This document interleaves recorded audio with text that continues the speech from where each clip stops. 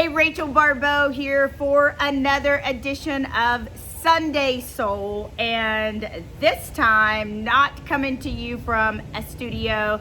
I'm coming to you from glorious, I'm not a singer, glorious West Palm Beach, Florida in the wintertime. If you've never experienced Florida in the wintertime, oh my gosh, it is amazing. It is February something after Valentine's Day. I hope you had an amazing Valentine's Day.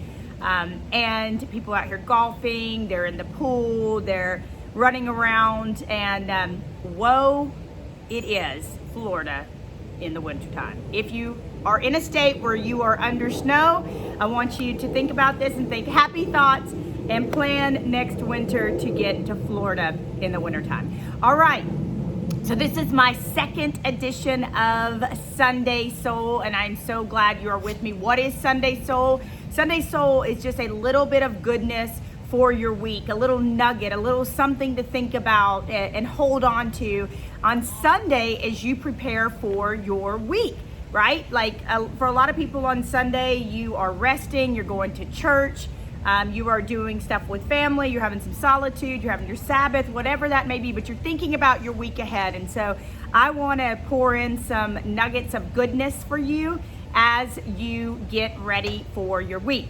So I got to tell you something, two crazy, beautiful, amazing stories. And the coolest thing about Sunday Soul is coming up here in the next couple of months as we grow and build this show every Sunday, 4 p.m. Central, 5 p.m. Eastern, live on Facebook, live on YouTube. The coolest thing about it in the future is I'm going to have amazing, thought-provoking, soul-provoking guests on as well to talk about their Sunday Soul and their lives, their missions, of what makes them so very special. Yes, bring on the wind. This is the joys of taping in the elements of West Palm, and it's wonderful. All right, so my stories this week. Earlier this week, there was an incident at Ohio State. And if you're just stumbling upon me and you don't know my background, my name is Rachel Baribeau, and I was a sportscaster for 17 years, the first female host on SiriusXM at the collegiate level, Heisman voter. I hosted the college football playoff for 5 years. Very, very blessed and honored to do those things. A sportscaster for 17 years, but in 2016 I also created this movement called I'm Changing the Narrative, and I go into athletic programs, but not just athletes. Worked with Border Patrol, Pro Football Hall of Fame. It's really an evergreen message for everybody, and I talk about purpose, passion, platform, mental health, being a king or a queen or being royal every single day of your life, interpersonal relationships, all those things. And at Ohio State, earlier this past week, there were some horrific allegations. 2 players there were accused of some really terrible things. And I'll let you go Google that yourself whenever you stop this video. And as I was scrolling through Twitter on the morning after this happened, that it broke, I was starting to look at people's responses to this issue. And I remember I was starting my day and I saw somebody that put a tweet out that said, probably had a career and threw it all away. Football players are thugs by nature. 2 Ohio State football players, again, now I'm going to talk about it, were charged with rape and kidnapping. So I thought about this tweet. And here's what I said to it very thoughtfully and from my heart. And here's the crux of the story, one of my stories. No, sir, football players are not thugs by nature. I work with them every single day. They're amazing fathers, husbands, sons, dads, and brothers. These allegations are horrific and heartbreaking, but I refuse to let you or anyone else paint with a broad brush. Have a good day. So, tweet it. I've tweeted many things in my 17-year career, both as a sportscaster and both for Changing the Narrative. Tweeted it, proud of myself, stood up for football players everywhere that were being stereotyped and lumped in. And it's one of the big things that we talk about, and I'm Changing the Narrative, how hurtful stereotypes are. And I ask players, when I speak to kings, I speak to queens as well, I ask them, tell me some of the stereotypes that you've heard, and they hear dumb jock, entitled, stupid, player, spoiled, player in not the good way, treats women badly. I mean, just really sad things. And we talk about ways in which to challenge stereotypes. So I put this tweet out there because, again, in all of society, you might have a few people in a segment of society that are not doing the right thing, but we shouldn't trash, we shouldn't stereotype, we shouldn't paint with a broad brush everybody in society because of a few people's bad decisions, horrific decisions. So I tweeted it. Didn't think much about it other than just speaking my heart. I am very mindful of what I put out on Twitter. I say this to anybody that's using social media. Everything that you put out there is either building your empire, your brand, or it is taking it away. So it's like brick by brick. I'm either laying the foundation for good things to come in my brand, my career, my future, my employment, whatever it may be, or I'm taking it away. So be really cognizant of what you put on your social media.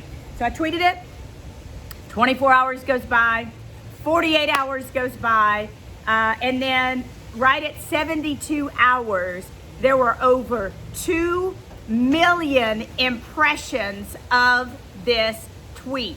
It blew up like wildfire. I mean, there were very much so football players, wives, girlfriends, coaches, people identifying, saying, I don't want to be called a thug. I'm not a thug. Don't paint with a broad brush. Don't do this. And any more so than any tweet I've ever had, okay, in my entire career as a sportscaster, this one blew up. This is the most viral tweet I've ever had. And why am I so proud of it? Why am I so excited? Why did I watch it? Because it went viral because I was standing up for somebody. It went viral because I was using my voice to stand up for somebody. I was saying, no, you are wrong. And my mom taught me, my late mama, her birthday is February 24th. She taught me, you stand for something or you'll fall for anything. And I've never been more proud of myself. And I said to somebody this week, it wasn't a tweet about me. It wasn't a tweet about, anything. And listen, you've got to do self. You've got to promote yourself. You've got to honk, honk, toot, toot. You've got to beep your own horn and toot your own horn. My mom used to say the same thing as well. If you don't believe in yourself, nobody else will. But this tweet wasn't about me. Had nothing to do with me. It was me standing up for football players and coaches and their families all over the world that didn't want to be called thugs, that didn't want to be lumped in, that didn't want to be stereotyped. And it caught on like wildfire, and people started tweeting and retweeting and commenting and retweeting and tweeting and commenting, so much so that 72 hours later, it had been retweeted a grand total of 2 million times. All right, so what's even cooler, and that's pretty amazing, is somebody in the comments was talking about the program and the standard at Ohio State, and I added Ryan Day, the head coach of the Ohio State University, and I put him in that tweet, and I didn't think anything of it. And I was getting some work done that afternoon, and all of a sudden in my DMs, I get a message, and it is Ryan Day. And I've spoken at a ton of schools across the country: Oregon, Alabama, Auburn, Texas A&M, Clemson, LSU, big schools, small schools, Buffalo, Rochester, so many, SIU, so many amazing schools, but I've never spoken at OSU. I've never spoken at Ohio State. And so Ryan Day is in my DMs. He calls me. I'm not going to divulge what we talked about, but I will say, he said, I've heard what you've done with other schools, and we need you. How quickly can you get here? So I am actually flying up on Monday night, and I will speak to the Ohio State football team on Tuesday morning. And here's the beautiful part of this. The most amazing part of this is this originated from standing up for football players. It originated for standing up for someone else, which is one of the key components that we talk about in I'm Changing the Narrative. So as you go about your week this week, I want you to think about Where are ways this week that you can stand up for somebody that maybe is marginalized or being called names or being stereotyped or painted with a broad brush, or you can tell that hurts them, right? Like, is it at work? Is it in your church? Is it in your friend group? Is somebody starting to gossip and you can nip it in the bud? As my mom used to say, I'm full of my mom all the time. I'm a mini Gigi. But where are ways in which you can stand up for somebody this week? And I don't know if you're going to have immediate crazy, reaction like what happened with me going to Ohio State, but you'll feel it in your soul, and you'll feel it in your heart, and you'll feel that pride that has nothing to do with doing for yourself, but doing for somebody else. And maybe you'll see the fruits now, or maybe it's seeds you're planting that you'll never see it, but you're doing the right thing and you're planting seeds. So as you go about your week this week, I want you to think about ways that you can genuinely and from the heart stand up for somebody else, or stand up for a group of people, be it on social media, be it in person, whatever way that may be. Look for those ways. And as we draw to a close here on this edition of Sunday Soul, I also want to tell you how amazing God is, one, and whatever it is you believe, but for me it's God, and just how cool technology can be. Last week I recorded Sunday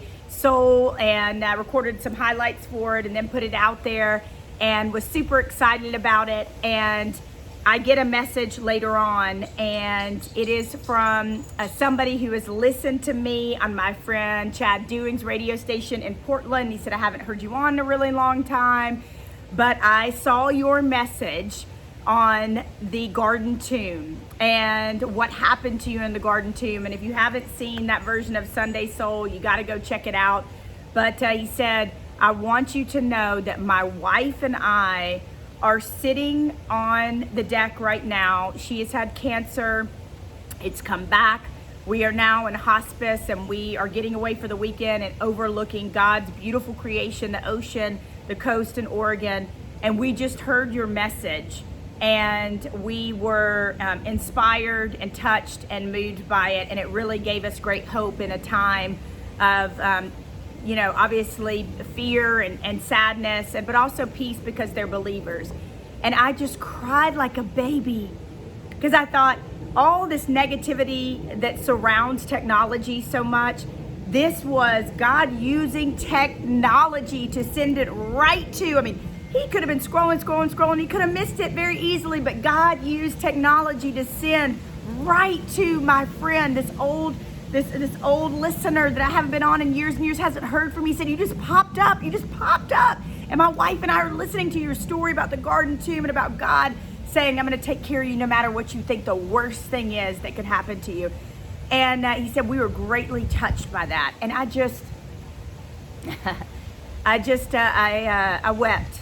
I wept, and I prayed for this couple and their family, but I wept and prayed that God would use technology and this idea of Sunday Soul to beam it right to the phone, to beam it right to the computer of somebody who needed it so greatly and so mightily. And so that's the power, that's the goodness that goes back to the other story as well, that technology can be used for wonderful, beautiful things, and you never know who you're touching, you never know who you're affecting.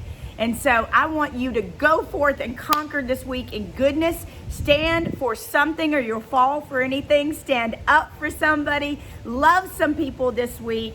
And please make sure to subscribe. Please make sure, if you will, to drop a comment and to hit share, because I think everybody can use this message. Every Sunday, 4 p.m. Central, 5 p.m. Eastern, Sunday Soul. Love y'all. Bye-bye.